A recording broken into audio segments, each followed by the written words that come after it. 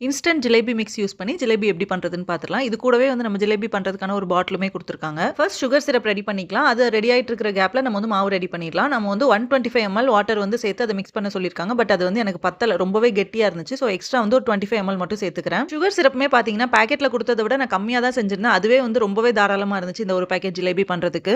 250 gram சுகருக்கு 200 ml தண்ணி use பண்ணி தான் நான் சுகர் சிரப் ரெடி பண்ணியிருந்தேன். இப்போ நம்ம மாவுமே ரெடி ஆயிருச்சு. அதையும் நம்ம வந்து அந்த பாட்டில்ல சேர்த்துக்கலாம். இன்னொரு பக்கம் நம்ம சுகர் சிரப் ரெடி ஆயிருச்சு. ஒரு 5, 6 டிராப் எலுமிச்சப்பழ சாறு மட்டும் சேர்த்து நான் அத இறக்கிக்கிறேன்.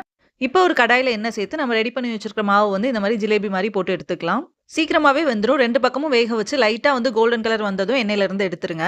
எண்ணெயில இருந்து எடுத்து ஒரு 2 நிமிஷம் கழிச்சு நம்ம வந்து இத சுகர் சிரப்ல நல்லா நனைச்சு எடுத்துக்கலாம். ஒரு 20 செகண்ட்ஸ் மட்டும் இந்த மாரி நனைச்சிட்டு எடுத்து வச்சுட்டீங்க அப்படின்னா வந்து நல்லா அப்சார்ப் ஆயிடும். இது செய்றதுக்கு ரொம்பவே ஈஸியா இருந்துச்சு. நம்ம வந்து பாக்கெட் பின்னாடி குடுத்துருக்கிற இன்ஸ்ட்ரக்ஷன் ஃபாலோ பண்ணாலே போதும். ஈஸியா செஞ்சிடலாம். டேஸ்ட்டுமே ரொம்ப சூப்பரா இருந்துச்சு. உங்களுக்கும் பிடிச்சிருந்தா கண்டிப்பா ட்ரை பண்ணி பாருங்க. பை.